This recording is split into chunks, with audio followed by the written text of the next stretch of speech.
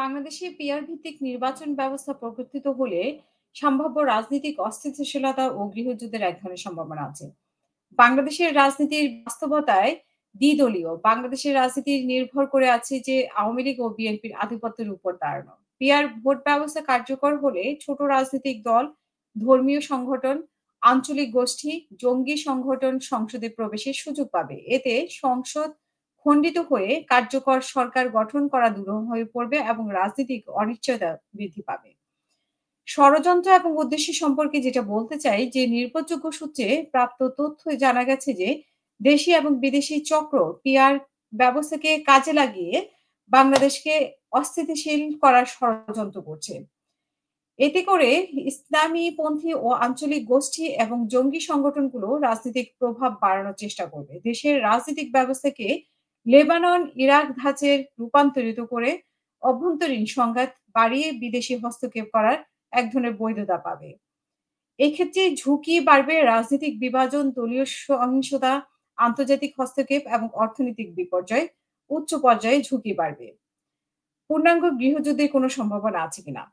আওয়ামী লীগ নিজের ক্ষমতা ধরে রাখতে সাংবিধানিক ও প্রশাসনিক শক্তি ব্যবহার করবে। বিএনপি ষড়যন্ত্রের শিকার হয়ে সীমিত আসন পাবে, তবে নেতৃত্ব ও কৌশলগত অবস্থান দুর্বল হতে পারে।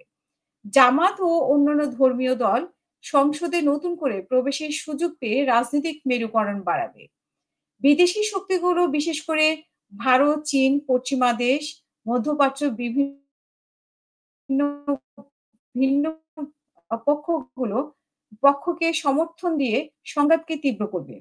গণমাধ্যম এবং সামাজিক মাধ্যম বিভ্রান্তি ও প্রোপাগান্ডার মাধ্যমে সংঘাতকে উত্তেজিত করবে। এবং সম্ভাব্য যে পরিণতি হবে আদর্শিক পরিস্থিতি যেটা হবে বৃহত্তর ঐক্য সরকার গঠন হলেও স্থায়িত্ব থাকবে না।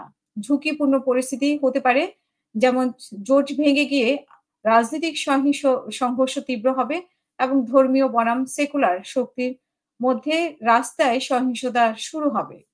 আইনশৃঙ্খলা বাহিনীর মধ্যে বিভক্ত হবে, সীমান্ত সমস্যা ও রোহিঙ্গা ইস্যু অস্থিতিশীলতা বাড়বে। বিদেশি শক্তি সরাসরি বা পরোক্ষভাবে জড়িয়ে পড়বে। এবং এই পরিস্থিতি এড়ানোর জন্য যে সুপারিশ তা হচ্ছে যে সেনার, পুলিশ এবং র‍্যাবকে যেকোনো খারাপ পরিস্থিতি রক্ষা করার জন্য প্রস্তুত থাকতে বলতে হবে। এবং আন্তর্জাতিক মহলে স্পষ্ট বার্তা পৌঁছাতে হবে যে পিআর ব্যবস্থা বাংলাদেশের অস্থিতিশীলতা তৈরি করবে। রাজনৈতিক দলগুলো যা করতে পারে, প্রধান দলগুলোর মধ্যে ন্যূনতম আস্থা তৈরি করতে হবে। ছোট দলগুলোকে সহিংসতা এড়ানোর স্বার্থে অংশগ্রহণে উৎসাহিত করতে হবে। সামাজিক মাধ্যমে গুজব মনিটরিং জোরদার করতে হবে এবং বিদেশি প্রোপাগান্ডা মোকাবেলায় কৌশলগত যোগাযোগ শক্তিশালী করতে হবে। পিআর ভিত্তিক নির্বাচন বাংলাদেশের জন্য গুরুতর রাজনৈতিক ঝুঁকি তৈরি করবে এবং গৃহযুদ্ধের সম্ভাবনা সৃষ্টি হবে এবং জাতীয় নিরাপত্তা সংস্থার জন্য পূর্ব প্রস্তুতি ও সম্মিলিত কৌশল গ্রহণ জরুরি এক্ষেত্রে। প্রিয় দর্শক, আপনাদের মন্তব্য কমেন্ট বক্সের মাধ্যমে জানাবেন। আল্লাহ হাফেজ। আসসালামু আলাইকুম।